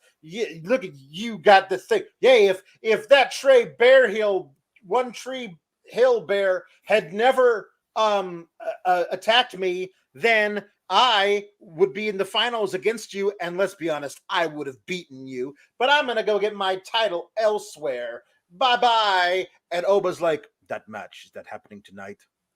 And the interviewer's like, "Yes." As he looks at his little contract, and I was like, "Great! Wouldn't that be cool if he cashed in and won?" I didn't think they were actually going to do it, but they did it, because Dragon Lee won with the Destino. They call it something else, but I won't call it that. I'll call it the Destino. And then Obafemi came out with a ref, actually cashed in, and one of the first things he did was pick up Dragon Lee and shot put his ass 12 feet. It was great. Oh my god, wrestling is so fun. My God. Obafemi's great. He sold for Dragon Lee a couple of moments of offense. He took a tornado DDT and ran into a super kick, but then eventually he popped him up into a power bomb, his full-on kneeling power bomb out of a pop-up, and pinned him 1, 2, 3. And Obafemi is your new North American champion. And this, Kate, is the first time that I am willing to abandon my original fantasy booking for the North American title when Tony D'Angelo was going to win it and call it the Italian American Championship. I don't need that anymore because I want Obafemi to be the North American champion until his 25th birthday. By that point, all the top guys on Raw and SmackDown will have reshuffled, and he can go up there at 25 years old and win all of the titles. But for now, he's going to be the champion for 3 years. I asked Luis, tell me who is the longest reigning North American champion. Apparently, somehow, that's Wes Lee. 269 days. I can't believe that's the longest ever. And I said, doesn't matter how long it is, whatever it is, add 500 days to it. That's how long Obafemi should reign as North American champion. I've got an idea. The only thing that should change any of that is if he vacates the North American title on the day he becomes NXT full champion, when he beats Ilya Dragunov for it. No, he should dethrone Roman, like you said a couple weeks ago. Right, This guy rules. Heather said, I love it when Alex is happy about wrestling. I'm so sorry because it's so rarely the case, but especially on Tuesdays. But today, we got one, man. We got one. I'm so excited about it. This is a rare Shawn Michaels W for recognizing a couple of things. One, we saw him debut and we were like, where did that guy go? To get ready for this moment. Like this was really, really great. This is also him recognizing and capitalizing on when someone's white hot, because while we stand him on this show, there's a lot of things that we like that other people don't like, and there's a lot of things that people do like that we don't like. And I feel like everybody was almost in like a unanimous agreement, which is so rare in wrestling, that this guy has it. And I'm so glad that you mentioned his selling, because that was the thing I was maybe most impressed by. His strength, we know, is unbelievable. His ability to sell is great. And his ability to do that for someone like Dragon Lee off a tornado DDT is important. Like, that is an important wrestling fundamental to see come into play. It really is. And it's almost like a relief when you see that with someone who's so new. This man is 22 years old. He was not working the indies. Like, this guy is young and green at this. They've had a couple of successful cases, right, with that, right? With Braun Breaker now, the Creeds, Bianca. Like, you're starting to see the fruit of that start to pay off. So that is very cool. Obafemi for champion forever. He should unify every title that's ever existed into one, and he should have it. He should win the Dusty Cup. He should be Ilya. He is the best. But it is very fun to be authentically excited about something like this, because if this kid is 22 years old and been at this for a cup of coffee, like, my God, this is awesome. This is really, really cool, because this kid's got a really bright future. And he's actually 22, not like how we thought Julius Creed was 22, and he's like actually 30. Ace asks who should get built up to one day beat Obafemi that is worthy. I don't know, but that person's still in high school, because Obafemi is going to be the champion. He's going to, like, let's get a Bruno Sammartino chant going for Obafemi. Let's do it. There's a guy who's worthy of it. At this particular moment, I feel, and understandably so, that I do not want an incredibly long title reign.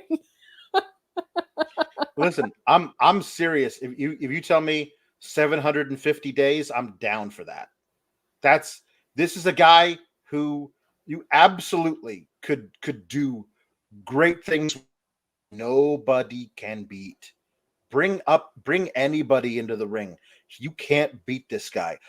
When he won tonight, people were into it in the crowd. Yes, they very much were. He beat people love Dragon Lee. Like, that's people love Dragon Lee. Yeah, Dragon Lee.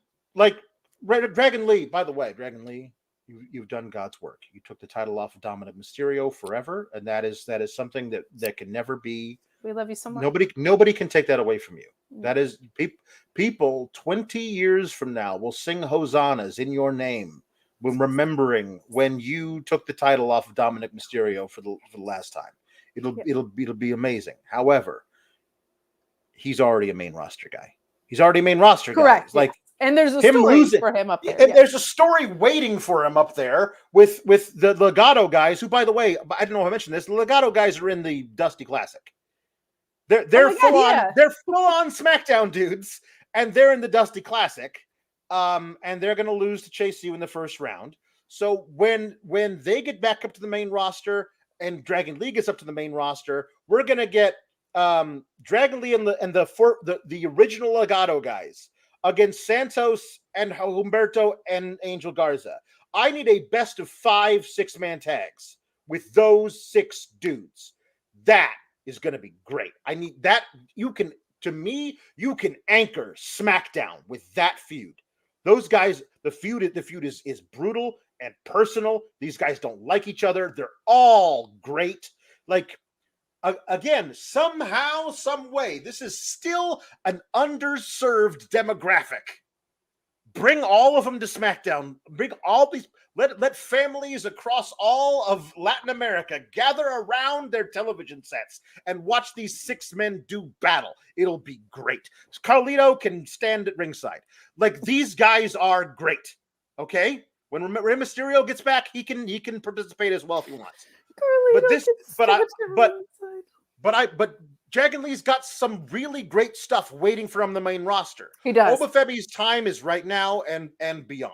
We can't see him, and his time is now. I do love the idea of him starting out as a fan favorite, but once he realizes he can't be beat, the power goes to his head, and he starts maybe honestly, if there's a guy who I think could revive the 5 count. Oh, as an homage to Big E, honestly. But like, you will count to 5 when I pin a guy. Like, honestly, and then make it 10. Honestly, there's a cool thing there for a guy who kicks out at 4.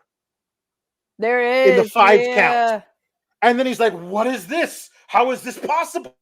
Power bombs him again and again and again. And then he pins him for the 5. But that one guy who kicked out at 4, 3, he would have been out, but he kicked out at 4 when you demanded 5. That was your fault. Your call, yeah. Then all of a sudden, it enrages him. He becomes obsessed with destroying the guy who kicked out at 4.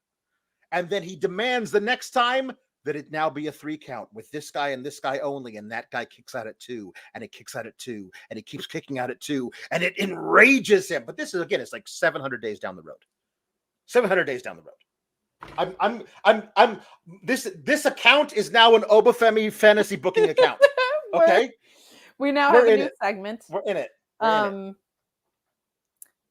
Yeah, the Miro TNT title reign on steroids is what this should be. Yeah, I really think that. Because that reign was so perfect and built so well and had some really brilliant stuff in it. It was a lot of fun. It should walk a similar path to that. I'm not in on a 700-day reign because I'm tired. Yeah. Meat Enormous says, are there enough meaty men in NXT for the North American title to be the meat title? No, sadly. I was making chili during the show. Also, R2D23 kid, we've had that before, Meat Enormous, but we love it. Kim Gray says, just saw on Twitter that Obafemi is the first WWE NIL signee to win a championship in WWE. Pretty cool. I love that this guy is the first one to do it. Well, Bianca, that's awesome, right? She wasn't an NIL. They signed her because Mark NXT Henry... title, not. Oh wait, she wasn't an NIL. Oh, okay, got it. Right, because that she was just a pure performance center training. Yeah, like Mark Henry was like, you should come in and try wrestling, and she's like, I guess. And that was it. She was like, oh, I'm great at this. I rule at this. I'm great at this. I'm excellent at this. That's really cool. What a special thing to have happen. That's very cool.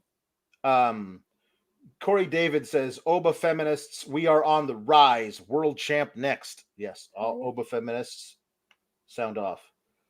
Corey David says, youngest Oba Femi versus Bronson Reed. Yep. Corey David says, youngest North American champ, Obafemi, 22 years old. incredible this kid is 22. Incredible that he's 22, doesn't have indie experience, and gets how to sell a tornado DDT.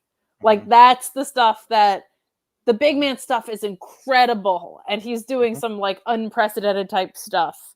Right. But like, he gets how to sell a Dragon Lee's tornado DDT is the nerd in me is also as excited about that. That rules. Obafemi versus Dijak, by the way, is like the 3-month NXT met my match but didn't beat my match thing, but like 9 months from now. He's gonna have a defense at Vengeance Day. I don't know against who yet, but I'm interested. Corey David says, need Obafemi to eventually pull a Keith Lee. Like yeet people into the front row stuff? Hell yeah. What Keith Lee did was like won both titles and immediately vacated the North American title, making it seem less. And then in his first defense as NXT champ, he got sunned by Karrion Kross. So no, I don't need him to do that. God, yeah, they really screwed that up. Shock saying Obafemi versus Gunther will feed families. Tom Valley says, I don't remember being 22 years old. I just hurt instead. Yeah. A long time ago. That's true. 22 years old. I'm going to get a water so that I don't have another coughing fit. I'll be right back. But you can just keep fantasy booking Obafemi. Why wouldn't you? I will. Well, first thing I will do is say that that he's the 4th youngest champ in NXT history. The first is Saraya. And a 3-way tie between Roxy, Bo Dallas, and Obafemi. I mean, it can't be a 3-way tie. They all have different birth dates. But they were all 22. And then 5th is Mercedes Moné. Sasha Banks was 5th. Yeah. Obafemi versus Sami Zayn, says Luis. And here's my deal. I want the Oba Invitational. I want Oba to go to the main roster and find anyone who is on the main roster who has ever held the North American Championship or the NXT Championship. And I want him to invite them one at a time to come and challenge him on his home turf for the North American title. That's where we get Bronson Reed. We get, I don't know. There's a bunch of different people, but Bronson Reed is the one I wanted to do that with. Sami Zayn. I don't think he was ever an NXT. Oh, he was an NXT champion for like a hot second. Kevin Owens would be great. There's a lot of cool people you could do with that. Hey, Cameron Grimes can come and get his ass squashed. That could be good. Johnny Gargano. He's not doing anything. There's yeah. There. Don saying Oba versus Brock, my shirt would disintegrate. Oba versus West when he returns would be nice, but like West would just get literally yeeted into the sun.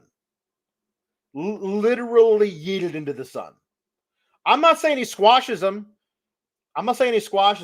Kevin Owens wouldn't be a squash, but Obafemi should be treated as the very best giant guy that Kevin Owens has ever faced. He should not squash everybody because I think that the idea behind Obafemi the mystique of him could be that he needs all of the best competition, that the men that are around to face him are not good enough. He needs to find the very best, and that is why he himself will go and recruit the very best to come and face him, because nobody else can get it done. I want it. Did you hear anything I was saying? Yeah, I was back there for a minute. Obafemi versus Indusher both at once. See? That's possible. Oba versus Dijak is really good, honestly. That's a good thing. All right. We got some jukeboxes. We got to get through them. Tiffany does Old Town Road. Do you have a Tiffany in you? One. before your coughing fit? Yes, but can you come back to it because I got to open the document? Right. Fine. Okay, Aaron H wants hey, hello SGS, can we get a blown out Rock after 3 punches officiating a wedding?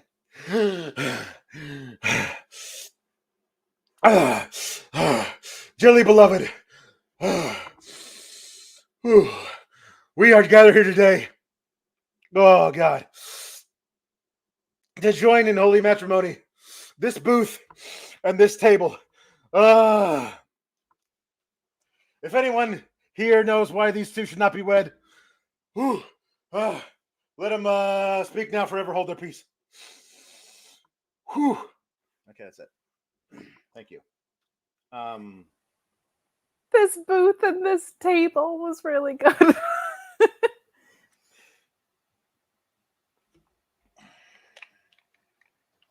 Okay. The document won't open. I'm sorry. Okay, fine. Next one is Meet Normus asking the Linder to sing It's Raining Men since it's flooding near Meet Normus. Stay safe, Meet Normus.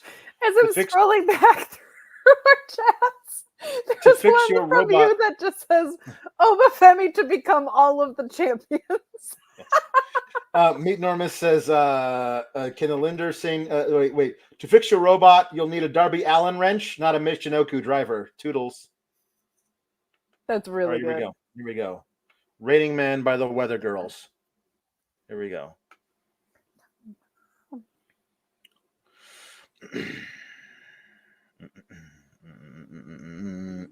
Here we go. Humidity is rising. Barometer's getting low. How, according to all sources, the streets the place to go. Because tonight, for the first time, just about 10:30, for the first time in history, it's gonna start raining men. It's raining men. Hallelujah. It's raining men. Amen. I'm gonna go out to run and get absolutely soaking wet. It's raining men. Hallelujah. It's raining men. Every specimen, tall, blonde, dark and lean, rough and tough and strong and mean. It's raining men. Wonderful. Tiffany? Thanks.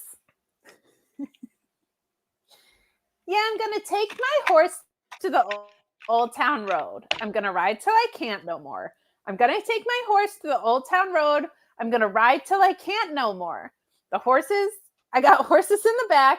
Horse tack is attached. Hat is matte black. Got boots that black to match. Riding on a horse. You can whip your Porsche. I've been in the valley. You ain't been off that porch now.